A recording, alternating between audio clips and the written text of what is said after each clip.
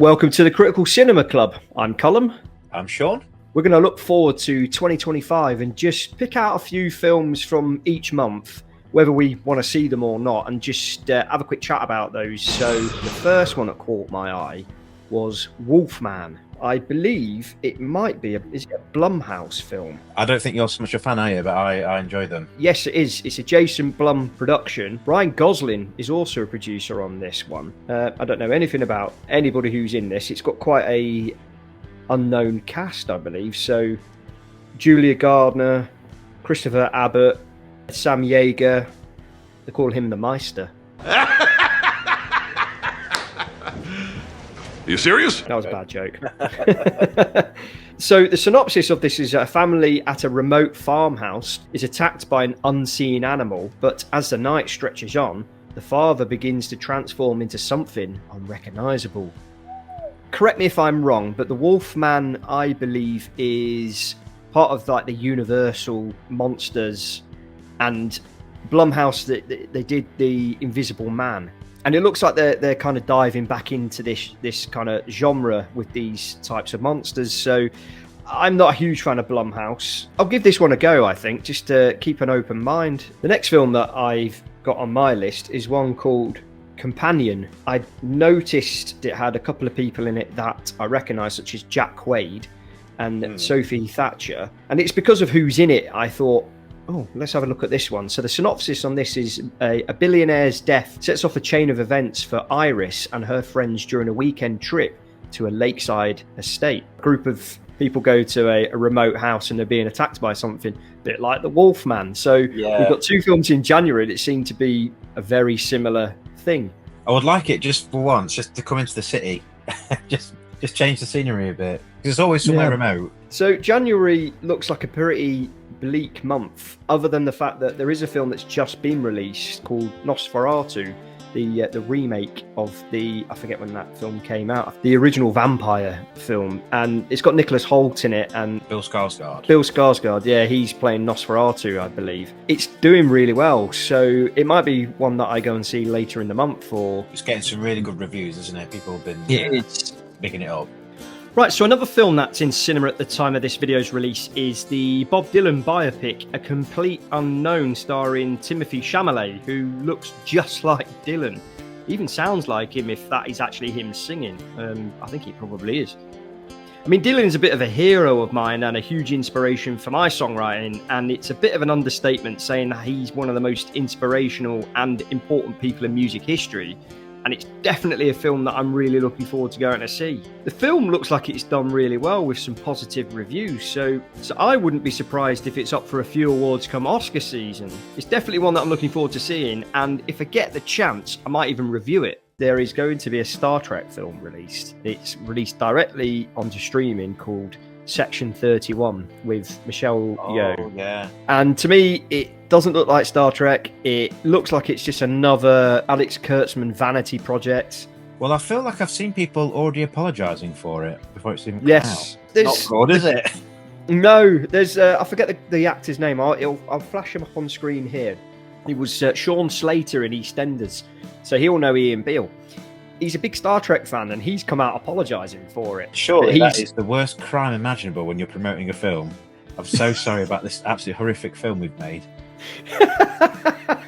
A few people have done that recently. Didn't Dakota Johnson do the same thing with Madam Web? Oh, God. Well, I'm sure there's people going to watch it just to see how bad it actually is. Well, I'm not going to watch Section 31. It's something that it just looks like a vanity project for Alex Kurtzman. It's just so outlandishly stupid. It just doesn't look like it's got anything to do with Star Trek. Do you think you have to have done the first 30 films for it to make sense? I don't think they really care. I don't think he's watched any of the first 30 films, or I don't think he's watched any of the original series, any of Next Generation, DS9, the original films, the TNG film. He hasn't watched anything other than working with J.J. Abrams on the Kelvin stuff. He doesn't know anything about the franchise. That guy should be nowhere near Star Trek. Let's jump into February, and a film that might not even happen in February is Captain America, New World Order, or Brave New World, or Who Gives a Shit. I prefer the NWO tagline. I want to see Hulk Hogan to Kevin Nash. That doesn't work for me, brother. He's playing his creative control clause. I wonder if he came up with the name and then someone pointed out later the NWO faction from WCW, and I don't know. Well, maybe it was a wrestling fan that came up with it. Wasn't Seth Rollins in it at one point? Oh wow, Seth Rollins in the NWO. We've not had a good Marvel movie for a while, have we? Did we have much of any? Other than Deadpool.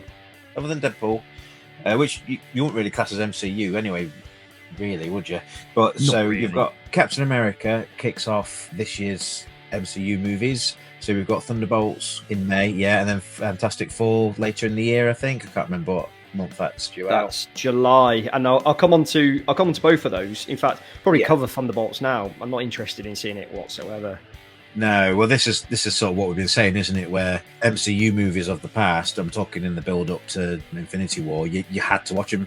I mean, I remember like Black Panther and all these films, they were must watches and you had to go watch them. And these days, the MCU movies, I probably just wait for them to come on streaming. Probably tough from behind me. I'm quite a big MCU fanboy. I'm just not as excited as I was. And a bit like Star Wars, I think it's just completely oversaturated. Out of those three, probably there's only really Fantastic Four that catch my eye because I'm intrigued to see what they do with it. Captain America died. Well, not died, he grew old, didn't he? We assume he's on his last legs. But did you see they're bringing him back? Is it something along the lines of what they're trying to do with Robert Downey Jr. coming back as Doctor Doom? Yeah, I think so. It's multiverse stuff, or... Yeah, like a twisted version of Captain America from another dimension. That's the only thing I can imagine they're doing. But it just reeks of desperation, doesn't it? Well, I think the biggest problem with Captain America is that he got old, he retired. That's kind of where you just need to leave it. You didn't need to carry it on. Yeah. You could have done something with, what are the characters? You got him with the arm and him with the wings. Yeah, Bucky. I thought Bucky would have inherited the shield. You know, you've got your two mates here. He's a super soldier as well. He's got a metal arm and all that. And then you've got this other dude he's got some heart, but that's it, really, and some wings. He's only a soldier at one time of the year, though. What's he doing in the summer and the autumn and the spring? Lazy. He is lazy, but I don't know. I assumed the shield would go to him. But I've watched the show, The Winter Soldier and the Falcon, and it wasn't too bad. It wasn't as bad as some people would say it was. It was all right. I enjoyed it, but I don't know how I feel about it. Whether he ought to get some, because how can you compete when you've got no powers, or is that part of the story as well? It's got Disney Plus written all over it for me. That one, to be honest. Well, the other problem with it is that they've screen tested it twice, I believe, and both times have gone back and reshot a large amount of it. Apparently they're on the third iteration of this film. They've probably gone too far with it, where they've spent that much money on it, they can't really go back now. So there's intrigue surrounding, how can it be this bad? Is it that bad? And what are they going to come out with? Yeah, when you're doing massive reshoots, I always think that's the first sign of trouble. I don't know if any films will ever come out of that process looking good. I mean, it's been changed that much, you've been changed the name of the film. So at that point, I know you get sunk cost fallacy. You've got to finish the film, but I think that film's in trouble. Another reason I'm just going to sit back and wait, because you hear about these problems and all these massive reshoots, and you think this doesn't scream of a good film, does it? It's not. I don't think it's going to be a winner. I think for me, the best metaphor I can kind of put together is it's almost like stopping to look at an accident. I just want to see what kind of state this is in. But you won't pay for that, would you? No. It's more like morbid curiosity. Yeah. I think I'll wait for it to come out onto Disney Plus. I won't be going to the cinema to see it. They've had enough money out of me over the last 10, 12 years, 15 years, however long it is. So, and they're getting money out of me at the moment with my Disney Plus subscription. I mean, what they were very clever at in the last decade was making this overarching story with Thanos and the Stones, where you sort of you felt like you were missing the Rolling Stones. Yeah, so it felt like you were missing out on a key part of the story. I mean, even Black Panther to a certain extent, you know, it had a bit to do with it, and it set up nicely for when they went back in Infinity War. You just don't feel that now. If I don't watch this film, does it matter at all? The thing they had with these films is there was always the hook to want to go and see it, because if I don't see it, I'm going to miss something when the film that I do want to see comes out. And you want to make sure that you're caught up with the narrative. And the worst thing these days is social media, because everything's spoiled within the first few days of something being released. But as far as I'm concerned, they can spoil Captain America, New World Order, or Brave New World, or whatever it's called. Well, there's just no tapestry with it now, because was it 2020 or 2021? Shang-Chi. I thought that was really good. But however you feel about it, was sort of setting up for something else, and we haven't seen him since. I think where that fell down was the fact that it was released onto Disney Plus, but that came out during lockdown, so we couldn't really go to the cinema to see it anyway, and that fell foul of the social restrictions and stuff. So, and I think it changed a lot of things because there became an expectancy now to have things released at home, because our setups at home are so good these days. And when they started releasing these theatrical films, you could watch them at home. I think that changed things for a lot of people, where they thought, well, actually, do we have to go to the cinema to watch films now? Let's jump into the next month, and into March, we've got a film called Mickey 17, and that is starring Batman himself, Robert Pattinson. And the synopsis of this one, this was supposed to be released last year, I think, and it's been pushed back again, and it's Mickey Barnes, not Bucky Barnes. He's known as an expendable astronaut or something, and he's sent on a journey to an ice planet, and I think that when he goes to sleep there's a clone of him that wakes up and does his job, so there's always a version of him. But it sounded like a prequel to Interstellar with that guy. yeah, it would be if it had Matt Damon in it. That'd be great, wouldn't it? Matt Damon. I mean, there's a few notable people in this film. Like Mark Ruffalo is in this as well, so I can't really find out again too much about it. Thomas Targoose is in it. Do you remember Thomas Targoose from This Is England? Yeah. Also known as Jordan Pickford. Yeah, that's an interesting one. That's one to keep you out. It's got a few genres attached to it: adventure, comedy, fantasy, sci-fi. It's got a bit of everything going on. Yeah, another original movie. It's funny how, unless you mentioned that film, I'd never heard of it, but it does look really good. But because it's not part of a major franchise, it's filtering the gaps very easy, don't they? So hopefully it does. That's the problem. Absolutely. Okay, so my next film in March is a film called Black Bag, and that's got Michael Fassbender and Kate Blanchett in, and it's a Steven Soderbergh film. So the synopsis of this one reads: when an intelligence agent, Catherine Woodhouse, is suspected of betraying the nation, her husband, and also a legendary agent, faces the ultimate test of whether to be loyal to his marriage or to his country. So it looks to me like it's a bit of an espionage spy thriller, and it's got a decent cast. And it's got some Bond people that appears. Brosnan. Yeah, Bond himself. Naomi Harris. Was she in Moneypenny? In a couple of the films. It's got Tom Burke in it, who was in Furiosa. He was like a Mad Max character, wasn't he? This is definitely one to keep on my list to keep an eye out for. It looks very interesting. Yeah, and it was written by David Cope, who's done a lot of stuff with Steven Spielberg. It's got Winnow all over it, I think. It has. It really has. It have. It's because I'm trying to look at my phone at the same time as look at the camera, and I'm not very good at multitasking. Well, I've got to tell you, I'm looking through the movies as well. I know this probably wasn't on your list. A Minecraft movie. Oh Christ, with Jack Black. Yeah, that's good, man. Oh, of course it has. Yeah. What? So this is what I don't understand, is that these kind of IPs, and we've mentioned this before with Transformers 1. Why do you have to have the human element in it? These are about blocks. What's his name? His name's Steve. I am Steve. I think it's a mix of cost and relatability. Star power. I'm a bit happy about having to watch it because Jack Black's in it, basically. Did you watch the one at Christmas he was in? The Christmas movie he just did? No, I didn't. It was really good, actually. And you really? Could tell it was an absolute blast. Is that number 6 on our best 2024 films? I should have put it on. I really enjoyed it because this kid, he writes to Santa, but he's got dyslexia and he accidentally puts to Satan. And Jack Black turns up and he's just the most Jack Black character ever. And it's brilliant. And I thought, yeah, you know what? He's not missed a step. It makes it more tolerable to me. If he's The next film I was going to bring up in March is one called Novocaine. And this is again starring Jack Quaid. I quite like Jack Quaid. Obviously, he was in The Boys. He's been on a few Red Letter Media episodes lately, Best of the Worst, and done a couple of Spotlight episodes, or whatever they're called. He's in Star Trek as well. That show we never talked about. Lower Decks, he's in, isn't he? I think so, yeah. The synopsis reads, when the girl of his dreams is kidnapped, a man incapable of feeling physical pain turns his rare condition into an unexpected advantage in the fight to rescue her. It's an action comedy. So this one's got comic book-esque written all over it. So like we've mentioned before, Almost like like a Kick-Ass. lot of the Marvel does sound a lot like Kick-Ass because that was his power. He couldn't feel pain. I like Jack Quaid, like I said. I don't know too many other people who are in this. I know Ray Nicholson. I think he's Jack Nicholson's son. Matt Walsh, who's been in all those, like the American Office, and Jacob Batalon, who was in Spider-Man: No Way Home, and Ned. Right. His best friend. He's in it as well. Yeah, it's probably one to look out for. It could be crap. Okay. It could be great. Who knows? So, yeah. It sounds like A solid 6.5 in the making, I think, that. Yeah. I wonder what everyone else thinks, but I always take it on IMDb. If it's between 6 and 7, it's good. Good. Yeah. Not great, but yeah, good. Right, so the next film I've got on here is called... It's another one that's actually changed its name.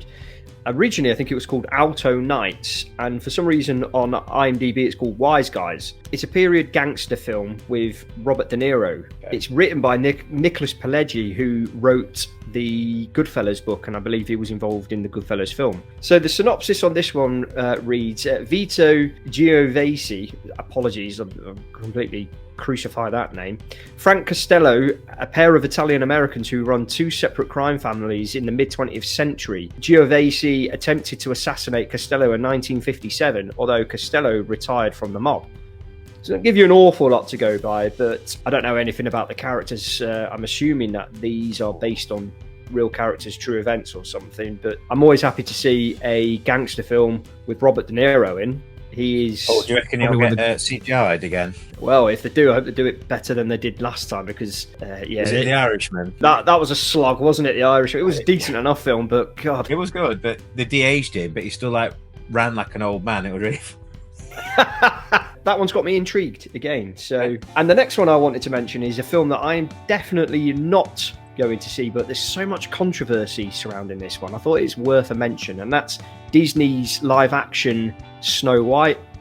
Now, this is one that has gone through the ringer with many channels on YouTube. It's actually because of the lead actor in this, is it Rachel Zegler? She doesn't do herself any favours in public. She speaks her mind, but she just comes across as very entitled and very ill-informed about the world around her. She put a post on Twitter saying, if you don't agree with this, then unfollow me or something. It's just like, how egotistical can you be? I stand there 18 hours in a dress of an iconic Disney princess. I deserve to be paid for every hour that it is streamed online.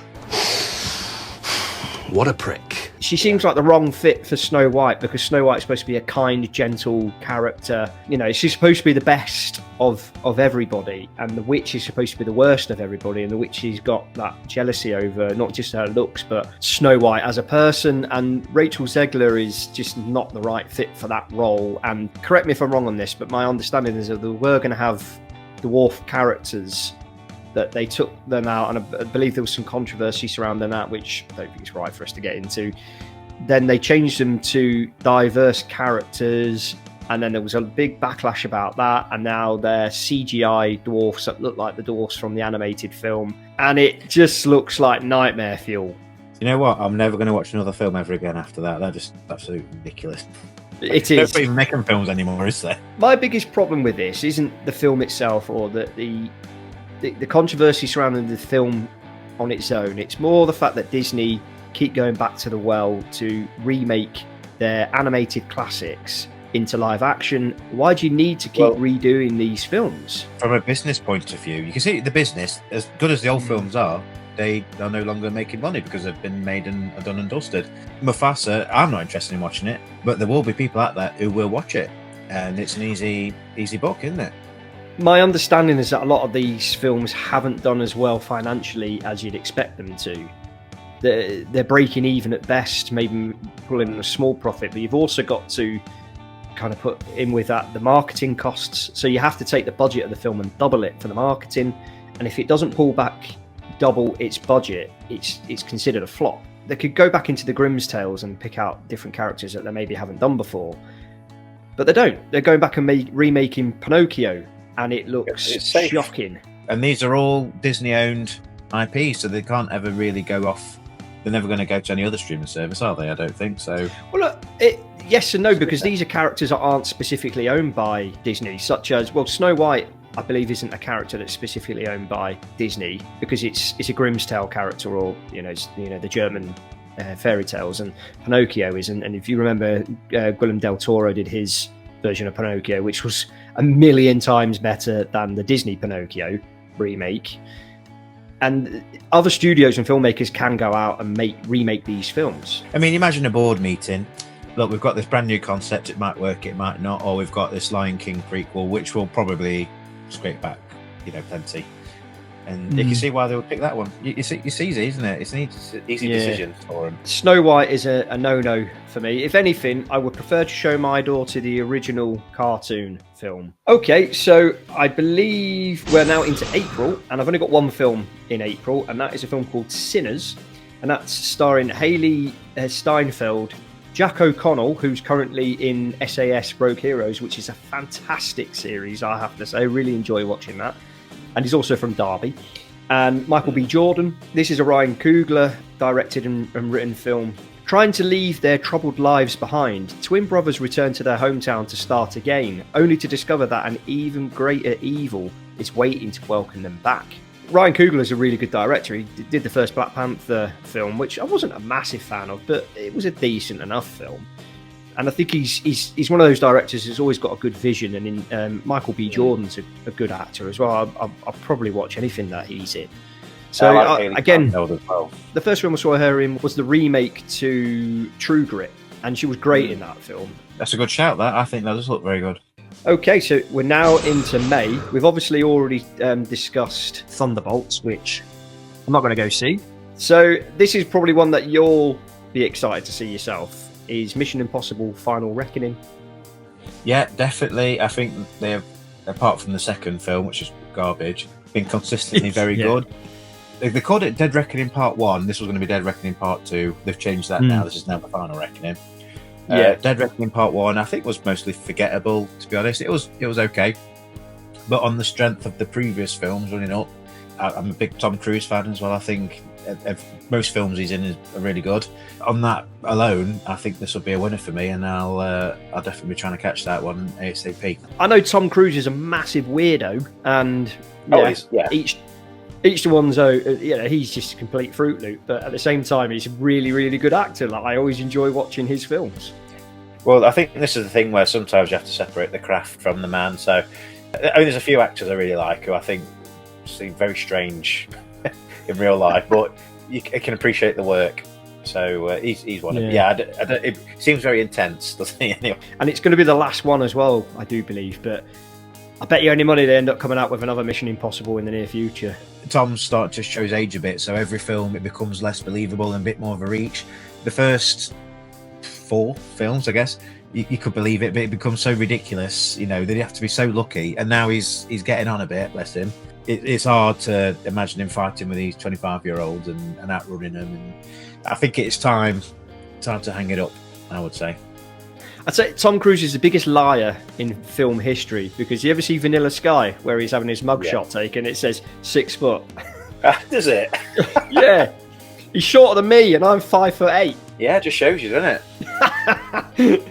If you've been invested in these films, why would you not watch it? I think it's one of those franchises that, apart from the second one, I don't think the second one's a terrible film. I just don't think it's as good as all the other ones. But it just don't fit in. It's like from a different reality, because the things he can do in that second film, you never see him do anything like that. He does these flips. It's almost like The Matrix, like kicking guns out of people's hands and then doing a backflip, and the rest of them are grounded is a strong word, because they are still fantastical, but it is based a bit more in reality, more than Mission Impossible 2, where they're having like the motorbike fights and stuff, and it was just do you remember? It was just stupid. John Woo, isn't it? So it's almost like you have to, when I showed them to my daughter, I just skipped the second one because it just doesn't even fit the vibe or anything. It's just so out there. I'd say it's the Star Trek 5 of the Mission Impossible films. They got it out of the way early doors. Yeah, I think if it weren't for Tom Cruise, would that have been it? Who knows? Yeah, probably. J.J. Abrams say what about him, but back in those days, he was kind of like the saviour of franchises. Now it turns out he's the destroyer of franchises, but that's a discussion for a different But day. what he did for Mission Impossible 3 that he directed was, oh my god, it brought it right back. It's probably my personal favourite of all of them, aside from Fallout, which is actually the absolute best. I would actually say the first one is for me. I enjoyed the first one. I loved it. I always found that the original film of any franchise is always a hard one to beat. I think it would be hard to find a franchise where the first film, other than Star Trek. So I've almost shit all over my own point there. Yeah. Let's move on. No, but I was just going to say, Mission Impossible 1, that's almost, again, like another genre, because that's like an espionage, almost spy thriller. And then the second one is like, I don't know what to describe that as. And then the third one's the good sort of, that sets the tone from then on. More action-based. So from Mission Impossible 3 onwards is almost like its own franchise. I would say that's when the franchise starts proper. Okay, so the next one I'm going to just quickly mention is a new Karate Kid film. This has got both Ralph Macchio as Daniel LaRusso and Jackie Chan as Mr. Han. Now, I never saw the remake Karate Kid with Will Smith's son in it, and I know Will Smith has got, I think he owns the rights to the Karate Kid or something, because on the Cobra Kai series he's one of the executive producers, and it looks to me as if they're blending both the original Karate Kid and the remake together. And I have to admit, I'm not really that interested in it, because I really fell out with the Cobra Kai series. It just got a little bit too stupid and a little bit too I don't know, 90210, or what's that stupid one with Joshua Jackson in? Dawson's Creek. Guess what? Joshua Jackson's in this.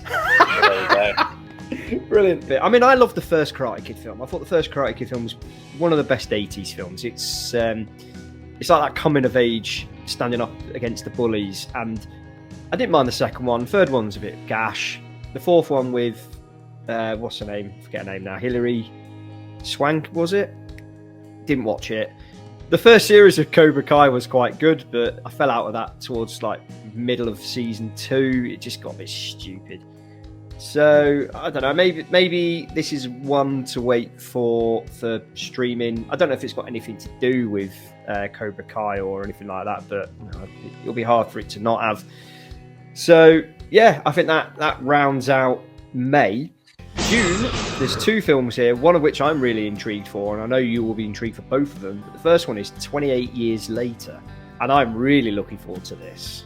When 28 Weeks Later came out, obviously people were clamouring for, well, the next one's got to be 28 years later. Little did people know that it would be almost 28 years later when that next film would come out. Yeah, I am really looking forward to it. The first one's a special film, and only recently were you able to actually stream it. Yeah, that's right. You couldn't. You sent me a link about this. You can't. You couldn't get it on Blu-ray or stream it anywhere. But I think they've just re-released it onto streaming. So yeah, I was there thinking, oh great, because I've got it on DVD. I wonder how much it's worth. And then before long, it was back on streaming. So I was like, oh okay. Yeah. Cheers, Danny Boyle. No, but I wouldn't have sold it. Obviously, it's a piece of cinema history, isn't it? Now, it just shows you, doesn't it? You never know what's going to drop. I've still got in my garage. I've got hundreds of Blu-rays and DVDs, because you never know, do you? But there has been the odd film, I'm sure it's happened too, where you can't find it on streaming. You have to have a physical copy. Yeah, 28 Years Later, it still it's obviously it's got Aaron Taylor Johnson in it as one of the main characters. He's everywhere these days. He is, and he's like shit in a field. He's like in every film coming out this year, I'm sure he is. And he's just been in that awful Craven the Hunter. I haven't seen it. That's why it didn't appear on our worst 2024 films list. No. Yeah, he's been on Perfume Ads and all sorts. He has, hasn't he? I'm interested to see where they go with this, because it still has Jim, Cillian Murphy's who's character. Not a zombie, apparently. That was no, but it looks like him. Looks just like him. Based on the strength of the first 2 films, and it's still Danny Boyle, I would pay and watch it straight away without any trailer. I would just walk straight in and have that. I think there's supposed to be a Peaky Blinders film coming out as well. I don't know when that's coming out, whether that's this year or next year. But spoilers if you've not watched the show. I thought he died. I did. Am I wrong? Yes, you are wrong, because he was supposed to be dying, but it was a trick, wasn't it? They making it out that he had cholera or lung cancer or something like that, but it was all a ruse. but it turned out that he didn't. So yeah, 28 years later, we both loved the first film. I quite like the second one with Robert Carlyle, although he was only in it for about 20 minutes. Well, he became like the bad guy, didn't he, really? Because he was like the first one to turn. He played a certain character up until a third of the way in, and then the rest of the film he was like the head. Is not be the right word. But then interestingly, I read recently that the first 20 minutes, which is the best bit at the farmhouse, was directed by Danny Boyle, and I think the rest of it was directed by someone else, so I understand. The next film in June, which is Megan 2.0. I haven't seen the first one. I know you liked it, and this is one that you're probably going to go see. Yes, definitely. So Megan was something that we just put on one Friday night. My daughter wanted to watch it, and it was better than I thought it was going to be, is what I'm trying to say. It looked like it was going to be, horror of the week. But no, it left an impression on me, and I thought that was interesting. That was an interesting film. And the fact they're coming out with Megan 2.0, I'm interested again. A bit like with the Smile films, where it's an interesting premise, and it's not for everybody. Yes. But yeah, I watched Smile 2 recently, actually. That was okay. I think they're good films, and it's not going to be the film I'm most looking forward to next year, but certainly keep my eye out on it and I hope it does well. Right, so we've come to the end of June, and I thought that we'll pause that there, and we'll discuss the second half of the year in part 2. So thank you very much for sticking with us, and we'll see you in the next video. See you next time.